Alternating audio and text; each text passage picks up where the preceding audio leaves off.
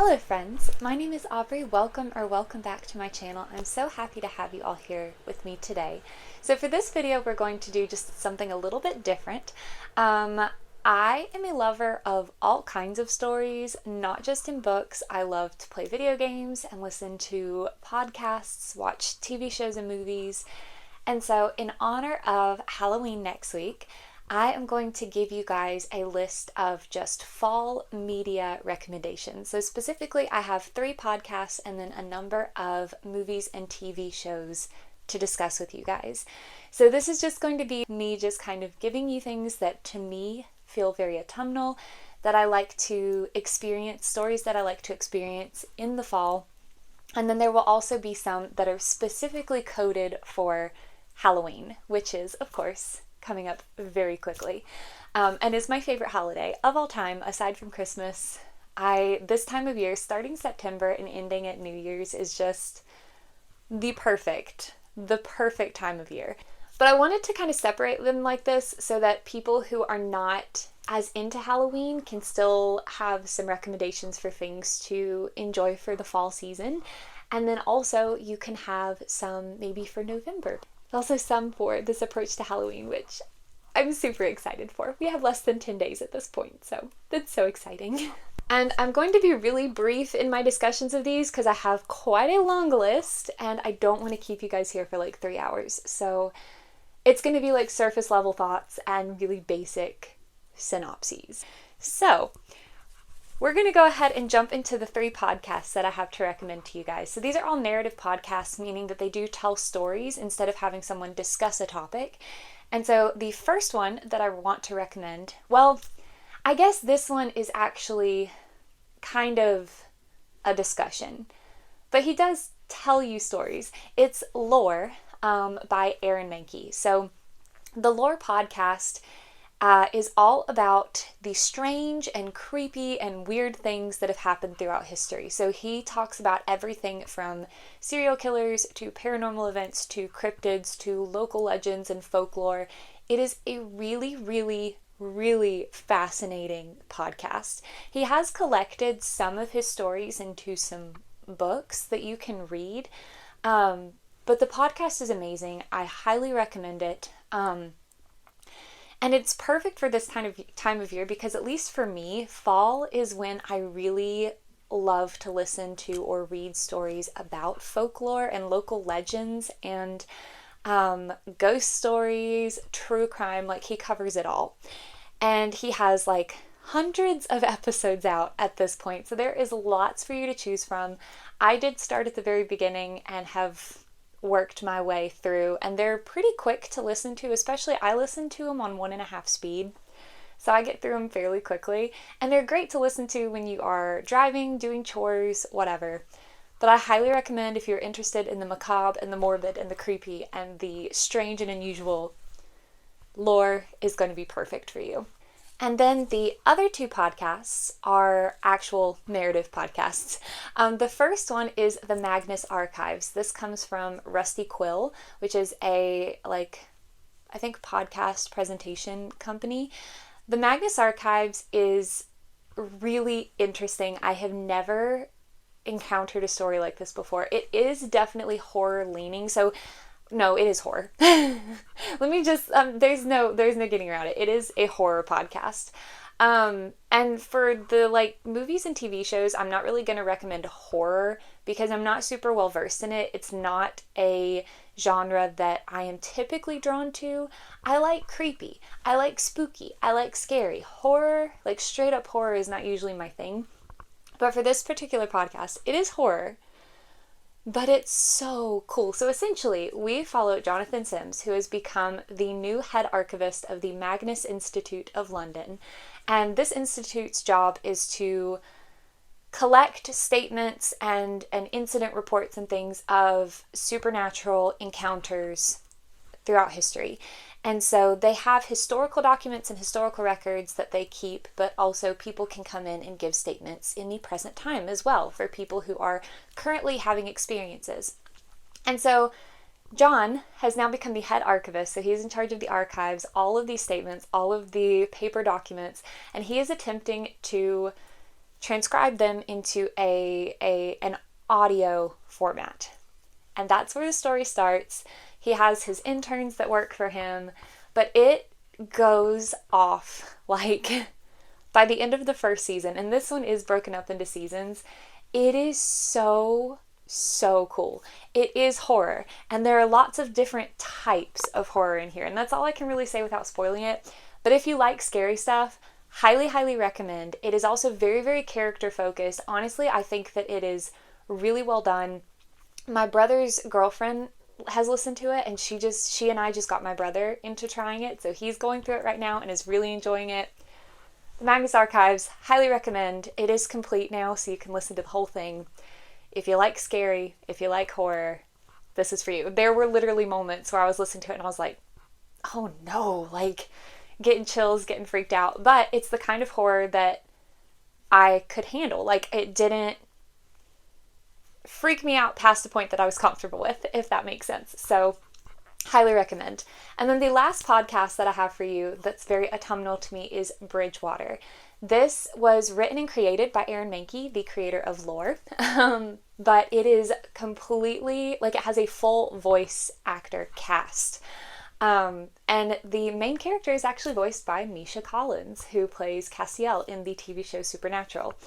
And so in this podcast, we follow a folklore studies professor who lives in the Bridgewater Triangle, which, if you don't know, is like a smaller version of the Bermuda Triangle that's actually within continental America. And our main character has suffered a lot of trauma in his childhood because his father, who was a police officer, actually ended up going missing when he was investigating this cult, these cult stories that were happening of supposed cult activity in the area. And he went missing when our main character was a child. And now he has moved back to this area, is teaching folklore and legends, specifically with a focus on the Bridgewater Triangle at the local college.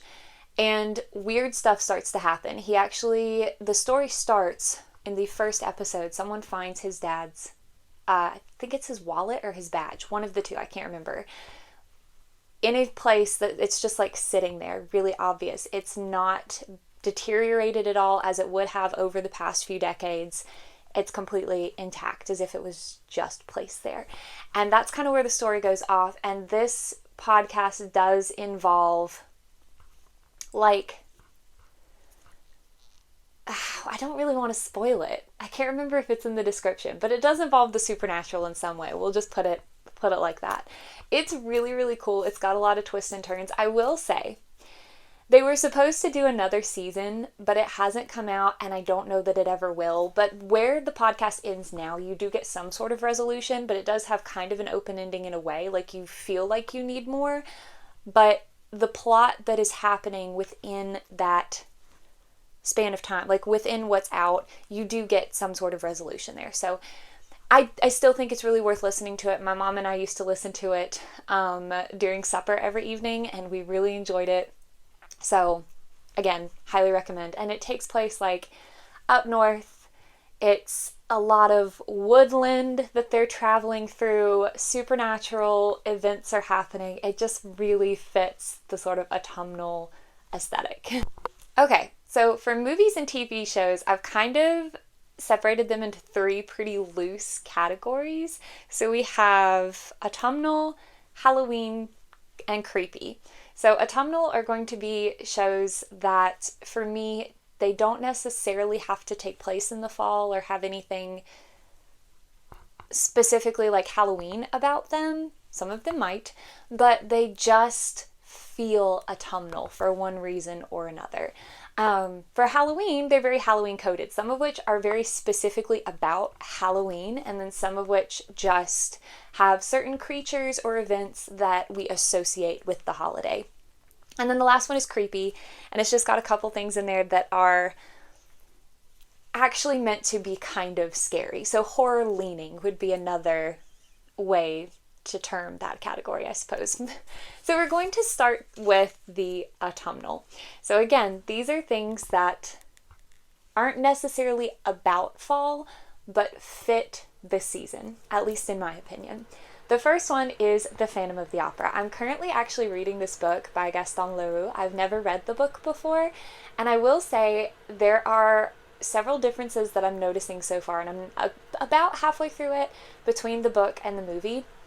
But I saw the movie first when I was in high school, and I love it so much. So specifically, I am recommending the movie adaptation with Gerard Butler as the Phantom.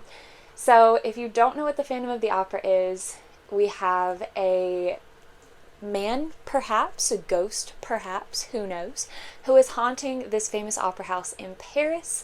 And we have a young girl who, I think she's like 18, 19, 20 age range, who is a very gifted opera singer, but no one knows she's a gifted opera singer. And then one day she kind of gets the opportunity to display her incredible talent.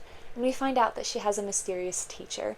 And there is a love story. It is dark, it is gothic, it is really extravagant. The movie visually is gorgeous. Like, absolutely beautiful. And it is a musical. So if you like musicals, it's great. But most of it takes place in the opera house, like within this grand structure that has all of these passageways, and there is opera going on. There's a masquerade ball. It's very, very gothic, very like close character study. We only really follow a few people, and it's just gorgeous. And the girl who plays Christine, our female lead, her voice is just incredible.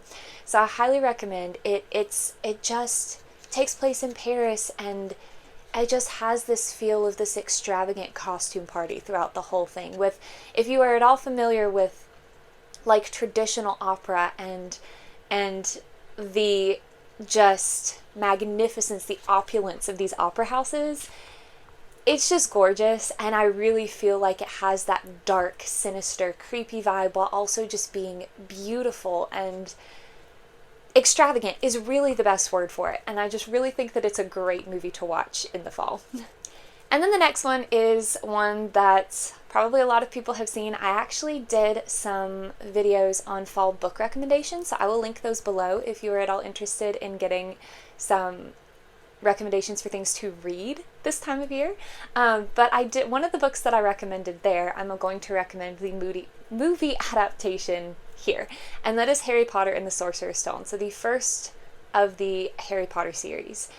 And I really just think that we have this young boy who's going to school in September, at the beginning of September, finding out he's a wizard. We have a magical castle, ghosts, moving portraits, magic everywhere, a forbidden forest. There's also a really beautiful Halloween feast that takes place. And the Harry Potter movies are just, again, very visually pleasing. There are differences between the movies and the books, but I think that as far as adaptations go, they were very well done. And it's got the school setting, so academia, it has magic and wizardry and ghosts, and just, it takes place in Scotland. It's just perfect for the fall. Then the next one is Dead Poets Society. So watch this one if you want to cry. Okay. Again, it has the academia setting, so it takes place at a college. We have this, or no, I'm sorry, it's not a college, it's a boarding school for boys. And we have this new professor who has come in to start teaching English specifically. So we have this academic setting, we have them studying classic literature, we have this group of boys who start to become enmeshed in this idea of poetry and poets and acting and theater, and it's just so perfect for fall. If you look at the cover, I mean, it looks autumnal. It's also a tearjerker, so please have your tissues ready if you haven't seen this and you choose to watch it, because it makes me cry every time I see it. But I think that it's just, it really has, this one really does have a fall setting. And with the school and the just, it's like one of those old-fashioned schools with the brick buildings, and they're all wearing their little uniforms, and it's so good for autumn, genuinely. Okay, Next, I have a TV show to recommend to you. This one doesn't necessarily take place in fall, but I just think that it's really good to watch in the fall, especially to start in the fall, and that is Merlin. So this is a TV show about what would have happened if Prince Arthur of Camelot and Merlin met while they were still teenagers or in their early 20s. I think they're teenagers in the beginning of the first season, I think. So they meet when Arthur is still a prince. They're the same age, and the story goes from there. The special effects can be quite ridiculous in this one, but I think that's okay. Like, that's not the point of the story. The story is about them forming this bond, Arthur growing as a person, Merlin dealing with the persecution of magic within Camelot under the reign of Arthur's father, Uther. And it's just really good. It's really good. I love it so, so, so much. And it's just, again, the sense of like magic and sorcery and medieval / dark ages England. It's perfect for fall. It is, especially if you're the kind of person who loves to go to the Renaissance Festival like I do. Okay, this next movie, I don't know why it makes me think of fall, except that Freeform has played it in their 31 Nights of Halloween for like since it came out. And that is The Sorcerer's Apprentice. So again, I don't know why this one makes me think of fall, unless it's just, again, the magic setting, like the magic that's in it, and also that I associate it with fall because I've watched it every October for years, like since I was a kid. So Sorcerer's Apprentice, we have a young man who is in college, and he meets a sorcerer and finds out that he is destined to become one himself. And that's kind of the basic premise of the movie. There is a romance in it, and it's just really silly and really fun, and about someone who has kind of been ostracized by a lot of people in his life, finding out that he has these abilities that no one knows about. So it's the typical underdog story. But our main character is also just really, really intelligent. Like, he's really smart. It's just really good. I like it. And again, I don't know if it's the magic or just the fact that Freeform has made the association with fall for me, but I do watch it every October. So, okay. Now I have two classic Disney movies to recommend to you. The first one is The Hunchback of Notre Dame. Again, we are in France. We are in beautiful Gothic architecture. This time, though, instead of an opera house, we are in the Grand Cathedral of Notre Dame. If you don't know about The Hunchback of Notre Dame, we follow Quasimodo, who is abandoned as a baby, raised by the monks in the Cathedral of Notre Dame, and his patron or caretaker is a terrible, terrible man. Terrible man. There's a lot in here about religion and what it means, because we have the contrast between the monks in the cathedral and then this guy who is in power, and the difference in religion from a perspective of persecution and religion from a perspective of love. And as a Christian myself, I love the messages in here. Esmeralda. So Quasimodo meets a gypsy named Esmeralda, who gypsies are being persecuted at this point in time, and she takes sanctuary within the cathedral where he lives. And it's just so good. And it has one of the most beautiful songs out of any Disney movie, in my personal opinion, which is God Bless the Outcasts, sung by Esmeralda. I'm going to tear up just thinking about it. It's beautiful. It's beautiful. Highly recommend. And again, it just has this Renaissance fair-esque type feel to it because of the gypsies and the and that is the term that they're using in the movie, so that's why I'm using this term. But because of the gypsies and the fairs that they put on, and the grand kind of performative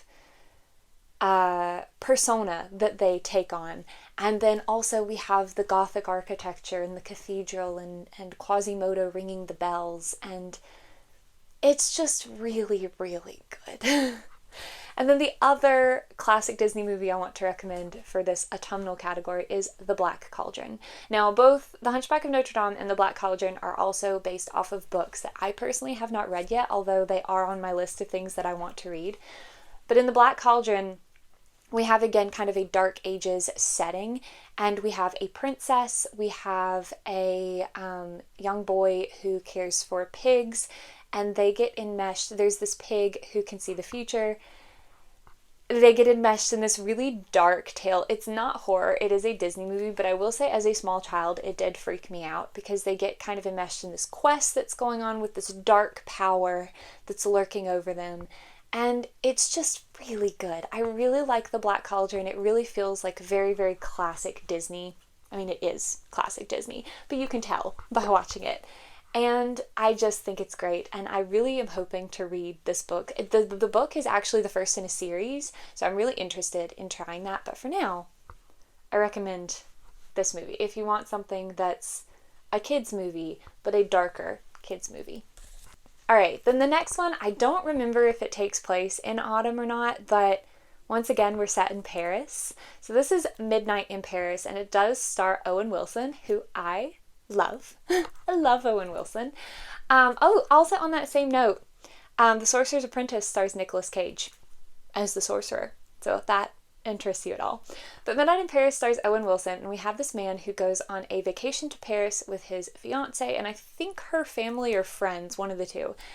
And he is a bit of a dreamer. He is very, he's a writer, and he suddenly finds himself not really fitting in with his fiance and kind of the crowd that where she comes from, her people. And so he goes out for a walk, gets in a cab, and then finds himself in the 20s in Paris. I think it's the 20s. And he's meeting people like F. Scott Fitzgerald and Ernest Hemingway, and it's just beautiful. It's like a magical realism kind of story. We've got time travel, so I guess you could kind of say it's sci-fi, but the whole thing is set in Paris. Most of it is set at night, and it just has this really ethereal, magical, otherworldly feel to it while still taking place in our world, firmly on the ground, on the streets of Paris. And we're meeting these dazzling figures from literary history, and he is just becoming so enamored with them and with their thoughts and with their society, and ultimately is questioning, do I even want to, where do I want to be? Do I want to be here, or do I want to be in my time? It's really beautiful. It's very introspective, I think, and it's just, again, I don't remember what season it actually takes place in, but to me, it really fits fall just because of, again, that setting of literary discussions and these dazzling parties at night in Paris and these long walks down the street. And I think the first time I watched it may have been in fall. I don't remember. I watched it for the first time with one of my best friends. He knew that I would love it, so we watched it together and it was great. So highly recommend. It's just this one is a more of a just slow, character focused, fantastical kind of movie. Okay, so now let's talk about I guess we'll do the Halloween ones. Yeah. Oh, I do have one that kind of bridges the gap between Autumnal and Halloween, and that is one of my favorite autumn TV shows of all time, Over the Garden Wall. This show is so unique. It's so interesting. There are, is it 10 episodes or 12? I cannot remember off the top of my head right now. I think it's 10. I think. But I watch this show every fall, multiple times, starting in September. It is a show that was produced by Cartoon Network, and we follow these two brothers, Wirt and his younger brother Greg, who find themselves at the beginning of the series in the middle of this strange wood. They don't know how they got there, and they're trying to find their way home. And as the series goes on, and it's just one season, it progresses through autumn. So we move essentially from a kind of September setting to the end of November, where it is approaching winter. Well, where winter has arrived, basically. Winter is here. And it's so wonderful. There's a beast stalking the woods. There's a mysterious woodsman, and they go to all these interesting places, and you're trying to just kind of figure out how they got there, how they can get home, what's going on. There there's magic, there are very interesting characters. It's just, the vibes are perfect for autumn. Perfect. And it has a lot of Halloween like references and themes. Like one of the places they go has a lot of jack-o'-lanterns. That's all I'm gonna say there. But it's great. It's so good. I literally cannot recommend it to you enough if you haven't seen it. And in honor of the anniversary, Over the Garden Wall is getting a very short stop motion animation episode that's coming out on November 3rd from Cartoon Network. So that's really exciting. So if you haven't gotten into this, perfect time to do so. Okay, so now getting into the Halloween list. So I guess first I will recommend those that are Halloween coded, and then get into the ones that are specifically about Halloween. So first we have one of my favorite movies to watch every October, and that is Paranorman. Again, I recommended the book version of this in one of my fall book recommendation videos, which again I will link down below in the description. But the book is actually based on the movie, so the book is the adaptation. The movie is the original in this case. And Paranorman, we follow a young boy named Norman. I think he's in middle school or late elementary school. I think it's middle school. And he has a very unique ability. He can see and interact with the dead. So he sees ghosts and he can talk to them, they can talk to him, but most people in his town don't believe him. His family don't really believe him, and even if they do, especially his father kind of wishes that he would just kind of quash this, keep it quiet. It makes him weird, right? So Norman is definitely an outcast in his town. And then one day he learns that there's this legend in his town about a witch who was executed during Puritan times. And he learns that this legend has truth to it and that the witch will return if you do not read a certain book to her grave on the anniversary of her death. And Norman has inherited this task. And it goes from there. We have zombies, we have friendships forming in found family, and being true to yourself and proving to others that even though you're different, that's not a bad thing. And it's just so good. It is stop motion animation. It's wonderful. I love it. Highly recommend. I highly recommend all of these. I don't know why I keep saying that. Okay, next I have two movies to recommend to you at once, and that is The Haunted Mansion, both the original with Eddie Murphy and the new version that came out, I think, this year. So one thing, I love both of these. I have watched The Haunted Mansion tons of times since I was a kid, like tons. When I was little, my grandparents would take me, my brother, and our two cousins to Blockbuster when we would stay with them. So my cousin's parents worked year round. Mine and my brother's mom is a teacher. So she would have summers off, but sometimes she would have like workshops and things like that. So we would go stay with my mom and papa during the day when they were both busy. My cousins couldn't just come to our house.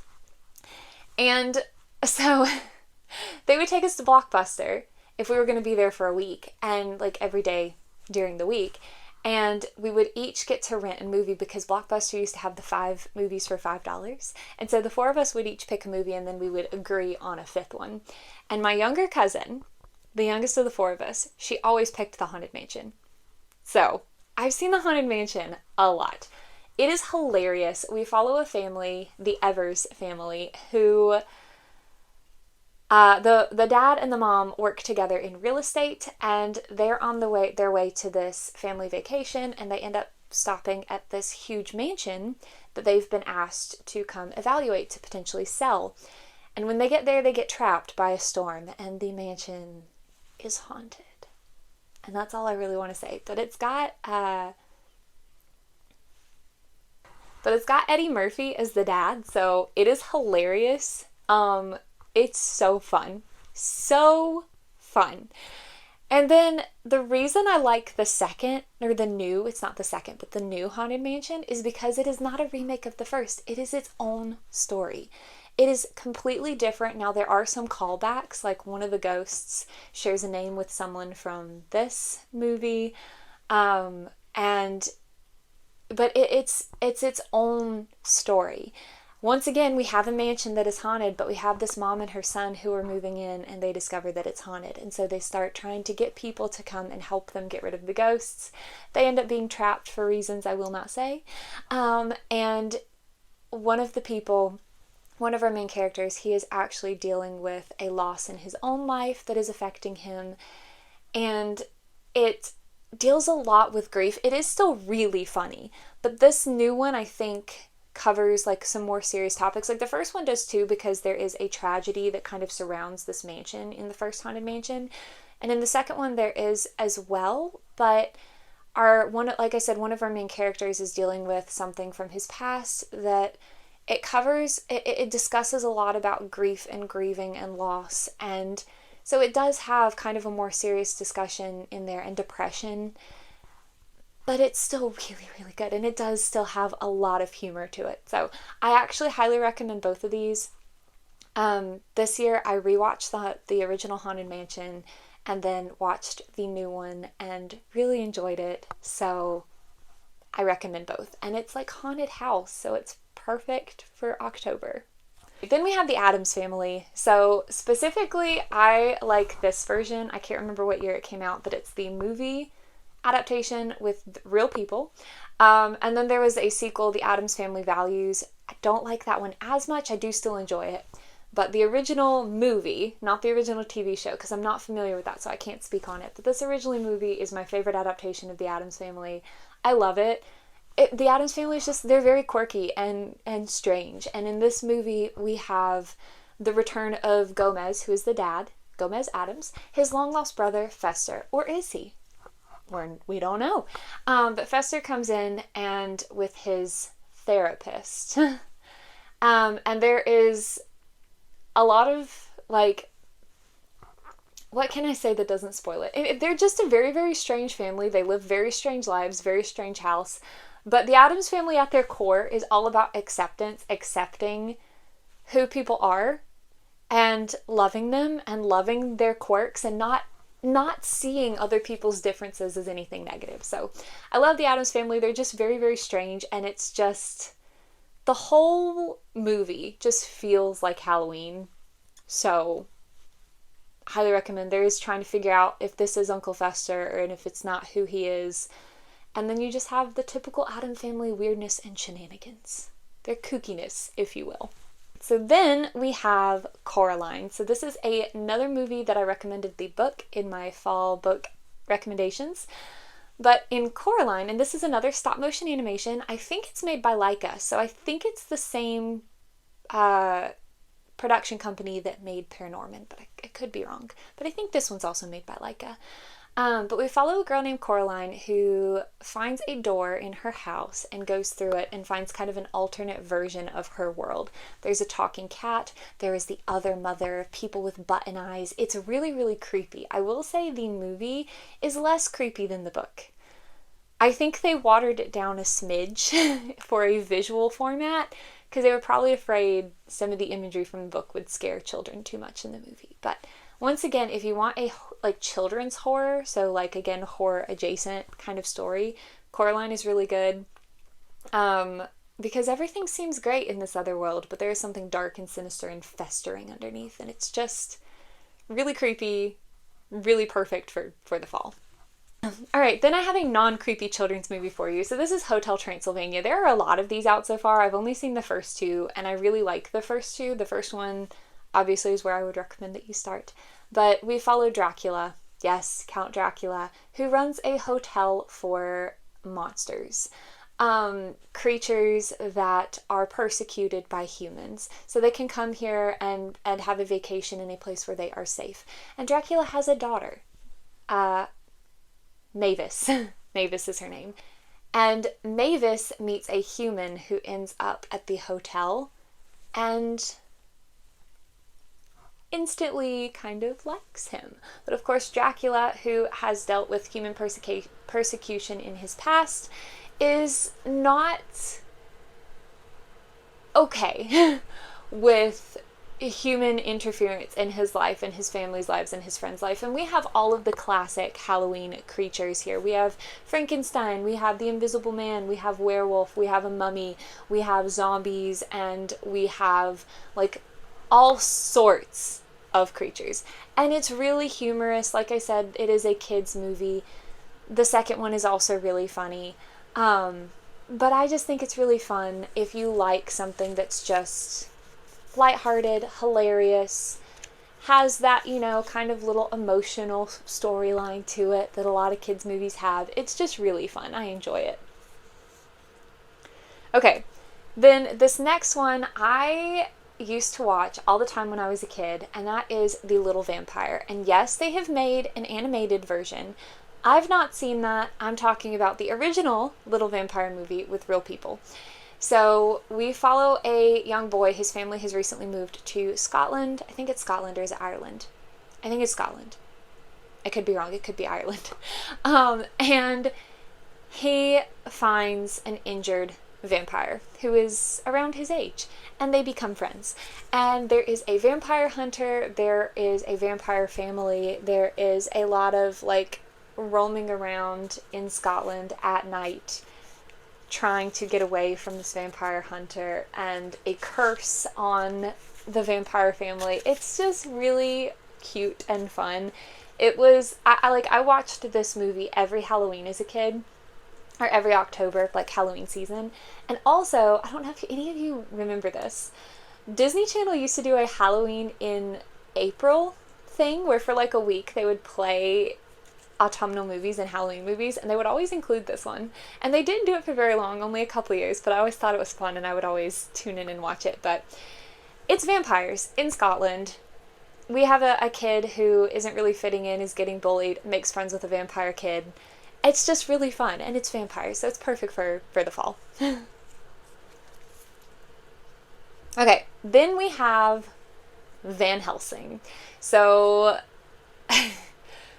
this is a Dracula movie. We have our main character, Van Helsing, who is a monster hunter, essentially. He goes around and kills creatures who are harming people.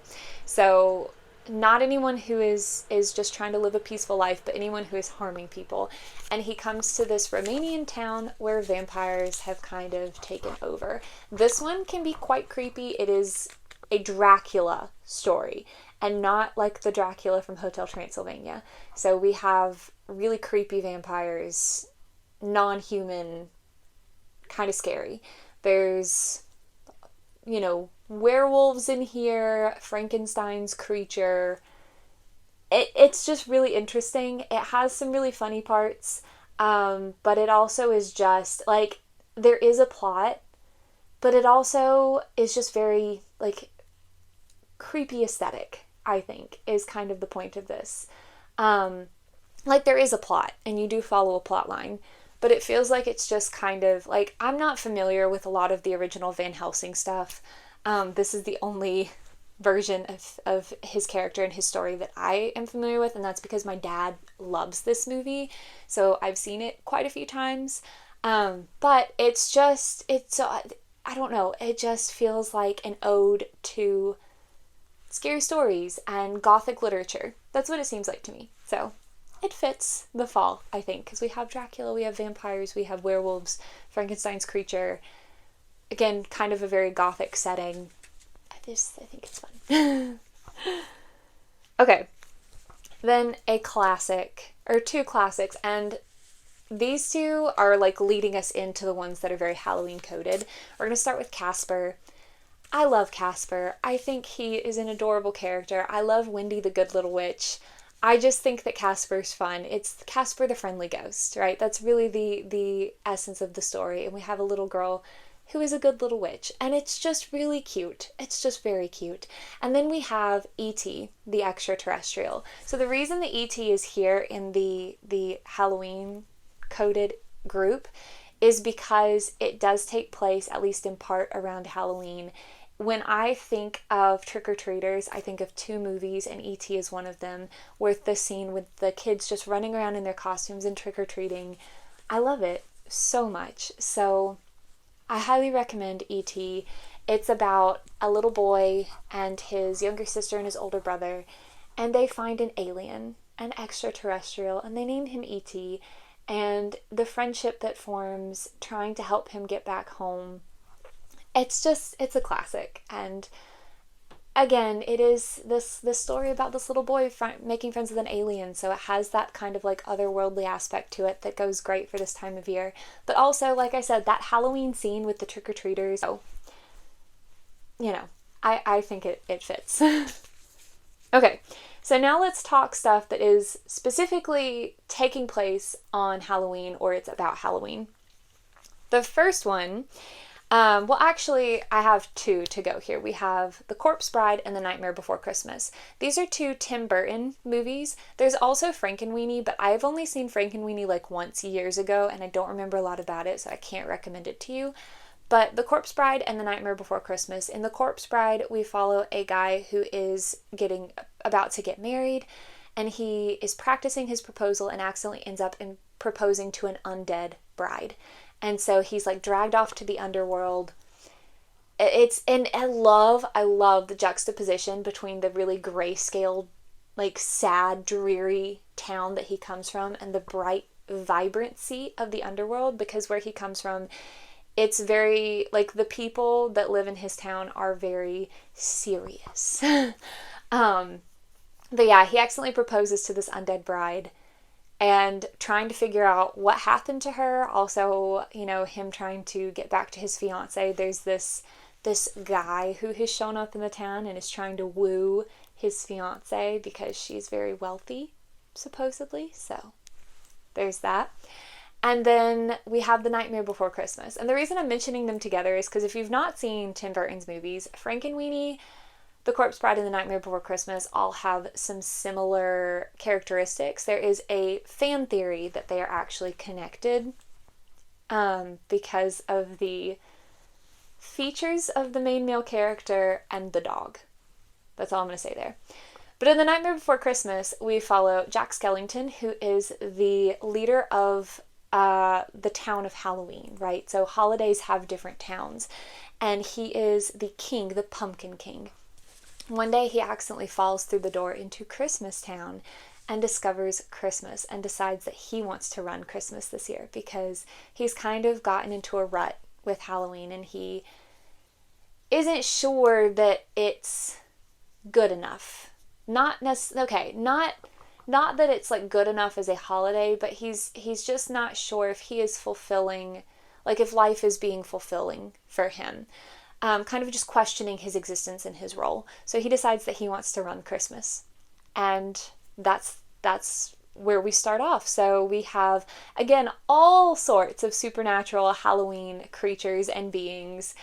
I love the way the town is set up because everything is about Halloween. The whole town is Halloween.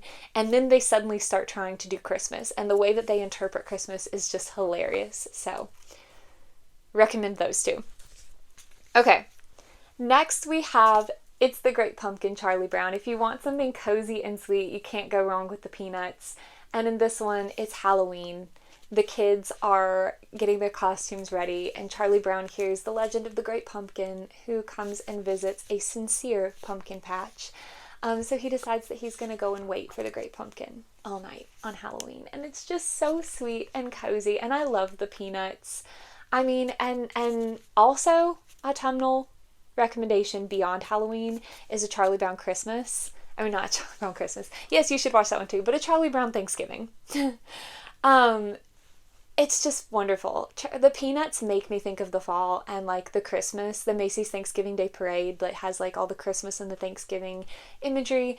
And that's what I think of when I think of the Peanuts. And it's the Great Pumpkin. Charlie Brown is so sweet and wholesome and cozy. So if you're looking for something that's not super long, that'll just make you feel sweet, I recommend. Okay. Then we have Halloween Town. And I do recommend all of the Halloween Towns. So the original, Halloween Town 2, Halloween Town High, and Halloween Town University. I will say, Halloween Town University has upset me since I was a child because they changed the actress who plays Marnie, who is the main character. she plays Marnie in all of the other three, and then they changed her, and that really threw me off as a kid, and it throws me off still. I don't understand, but whatever.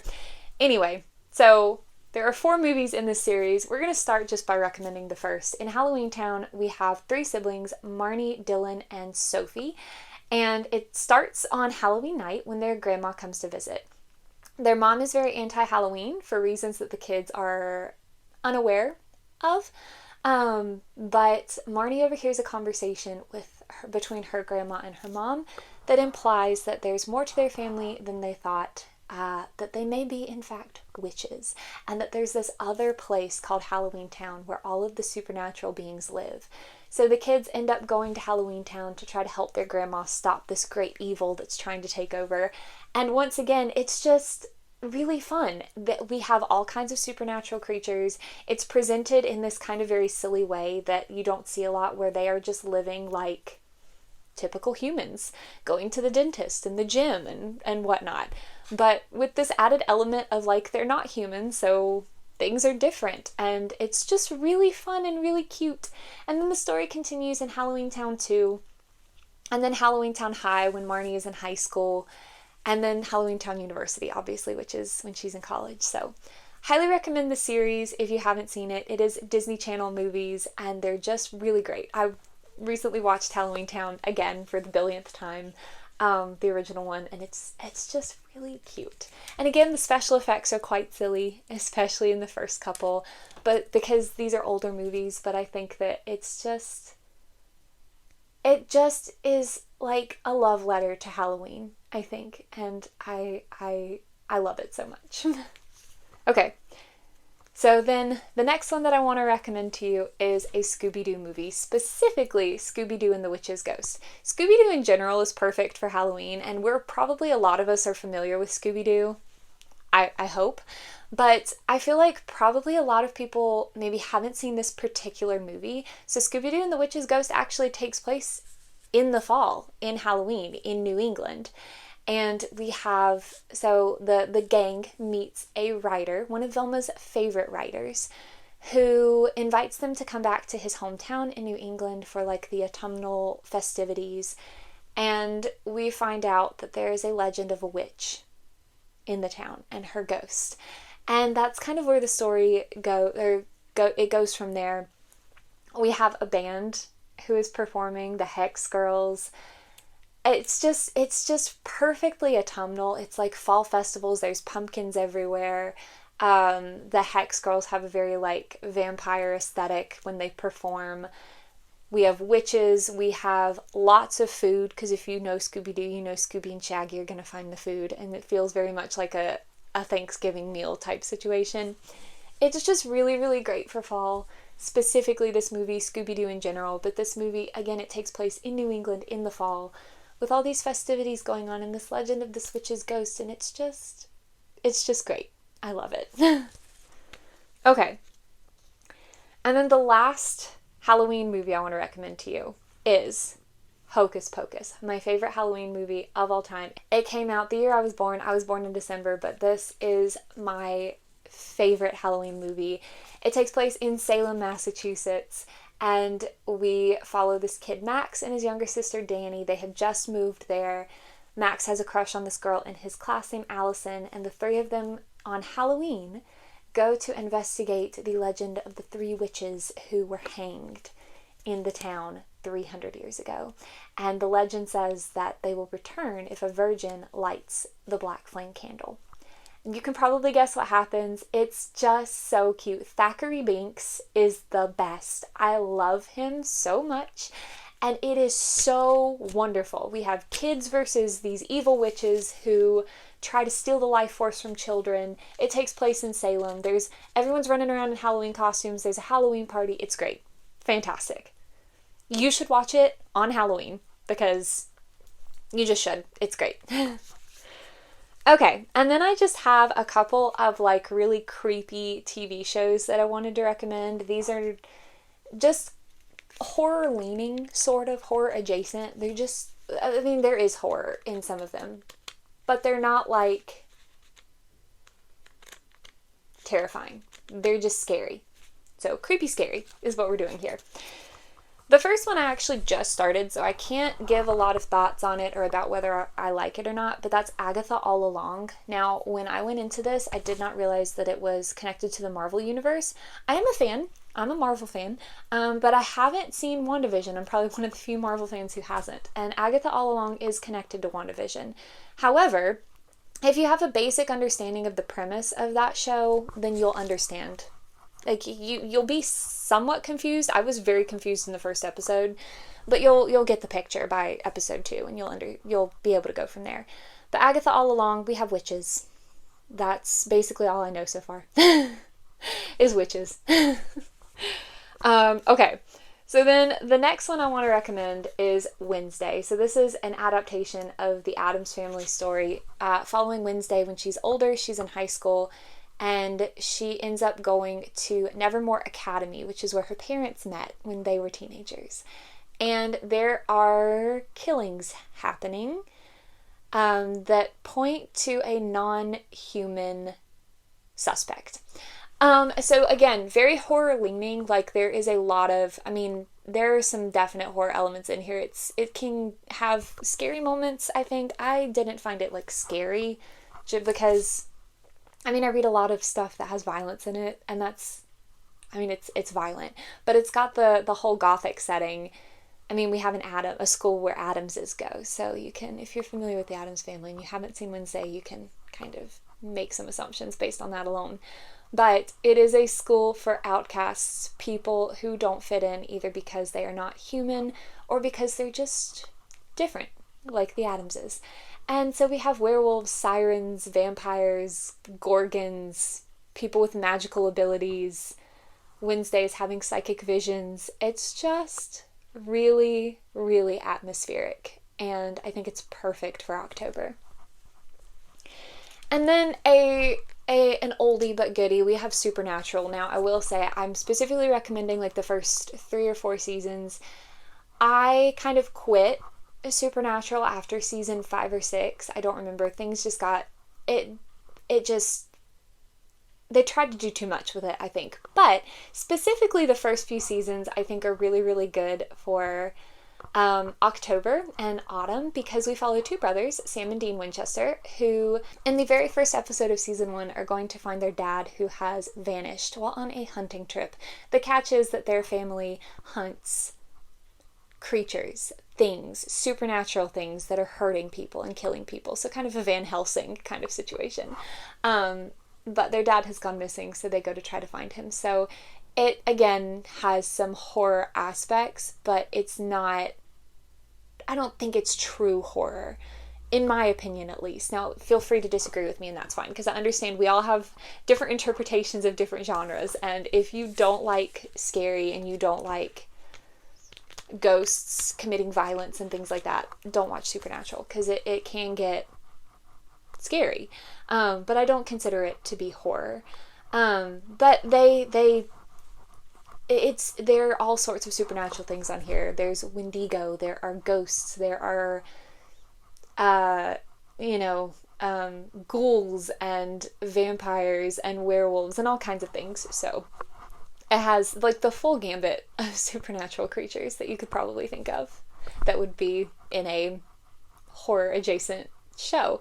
And Sam and Dean are just hilarious, and it can get quite angsty and moody at times, but I really enjoyed it. I started watching it when I was in middle school or high school. I don't really remember at this point, but I really enjoy it. So I think it's really good to start watching in the fall.